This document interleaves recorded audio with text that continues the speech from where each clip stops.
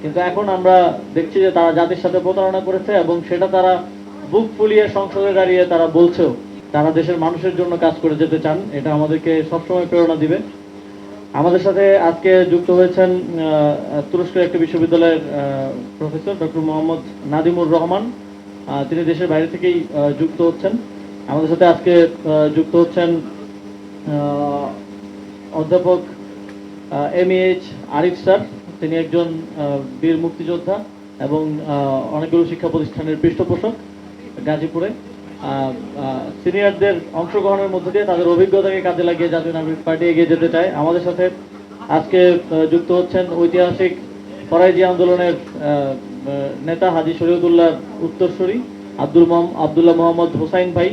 জাতীয় নাগরিক পার্টি এই অঞ্চলের দীর্ঘ সময়ের যেই মুক্তির লড়াইয়ের যারা নেতৃত্বে ছিলেন তাদেরকে আবার একসাথে করছে এক নতুন বাংলাদেশ বিনির্মাণের জন্য। আপনারা জানেন আমাদের বর্তমান সময়ের যে চ্যালেঞ্জগুলো, এই চ্যালেঞ্জগুলো মোকাবেলার জন্যই বাংলাদেশের বিভিন্ন পর্যায়ের মানুষ, বিভিন্ন পর্যায়ের রাজনীতি সচেতন ব্যক্তিবৃন্দ জাতীয় নাগরিক পার্টিতে যোগ দিচ্ছেন। এর মূল কারণ হচ্ছে গণভোটের রায় বাস্তবায়ন এবং একটি নতুন বাংলাদেশ বিনির্মাণ। আমরা ভেবেছিলাম এবং আমরা বর্তমান সরকারি দল থেকে তখন প্রতিশ্রুতিও পেয়েছি যে তারা জুলাই সনদ বাস্তবায়ন করবে, গণভোটের রায় বাস্তবায়ন করবে। কিন্তু এখন আমরা দেখছি যে তারা জাতির সাথে প্রতারণা করেছে এবং সেটা তারা বুক ফুলিয়ে সংসদে দাঁড়িয়ে তারা বলছেও। এটা জাতি হিসেবে আমাদের জন্য অত্যন্ত লজ্জাজনক। আমরা দেখেছি যে বিগত সময়ে যারাই এইভাবে প্রতারণার আশ্রয় নিয়েছে, রাজনৈতিক প্রতারণার আশ্রয় নিয়েছে জনগণের সাথে, তারাই জনগণের দ্বারা নিক্ষিপ্ত হয়েছে। তারা এই দেশে বেশি দিন টিকতে পারেনি। বাংলাদেশের জনগণ সঠিক সিদ্ধান্ত সব সময় নিবে, সামনের দিনেও নিবে। তবে আপনাদের এই ভুল রাজনীতির ফলে তরুণ প্রজন্ম, ইভেন আপনাদের সন্তানরাও আপনাদের এই রাজনীতিকে সাবস্ক্রাইব করতে পারছে না। বিএনপির অনেক বড় বড় নেতাদের সন্তানরা মাঝে মধ্যে আমাদের সাথে যোগাযোগ করেন, ইভেন স্থায়ী কমিটির সদস্যদের সন্তানরাও যোগাযোগ করেন যে তাদের বিএনপির এই রাজনীতি পছন্দ হচ্ছে না। আপনারা হয়তো তাদের কাউকেও এনসিপিতে ভবিষ্যতে দেখতে পারেন। তো আপনাদেরকে পুরো তরুণ প্রজন্ম, এমনকি আপনাদের ঘরের সন্তানরাও আজকে প্রত্যাখ্যান করছে আপনাদের এই ভুল রাজনীতির ফলে।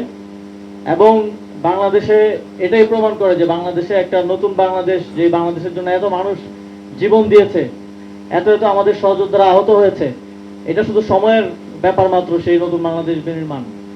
এবং সেই সময়টা খুব বেশি দূরে না, ইনশাল্লাহ সেটা বাস্তবায়ন হবে। এবং আমরা আরেকটি সমসাময়িক বিষয়, আমরা পশ্চিমবঙ্গের নির্বাচনের ফলাফল দেখলাম।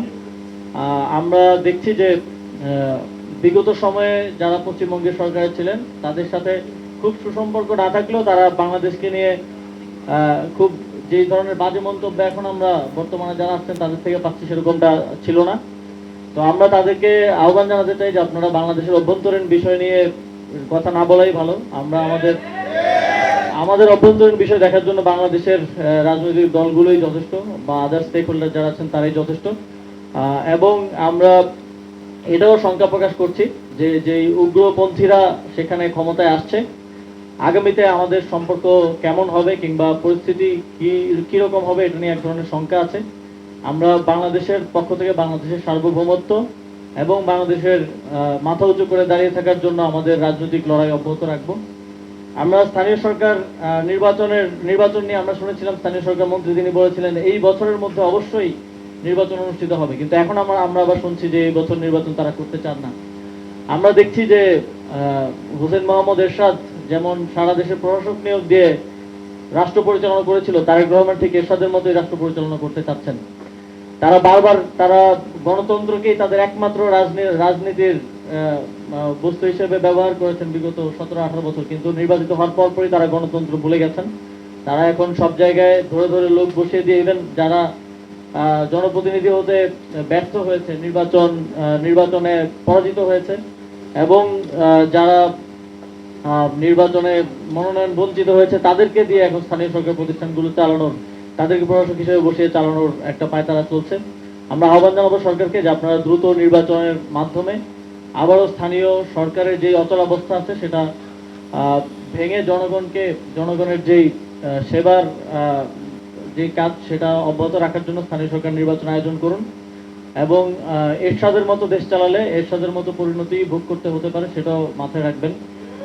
আমরা জাতীয় নাগরিক পার্টির আজকের এই অনুষ্ঠানে আপনারা যারা উপস্থিত ছিলেন সকলকে অসংখ্য ধন্যবাদ জানাই। নতুন যারা জাতীয় নাগরিক পার্টিতে যুক্ত হচ্ছেন সকলকে আমরা স্বাগত জানাই, এবং আগামী দিনেও আরো যারা জাতীয় নাগরিক পার্টির সাথে যুক্ত হতে চান তারা আমাদের বিভিন্ন পর্যায়ে, যারা জেলায় যুক্ত হতে চান জেলা কমিটির সাথে, থানায় যুক্ত হতে চান থানা সহ কমিটির সাথে এবং আমাদের সাথে যোগাযোগ করবেন। আমাদের জাতীয় নাগরিক পার্টির দরজায় দেশের মুক্তিগামী জনগণের জন্য সবসময় উন্মুক্ত থাকবে।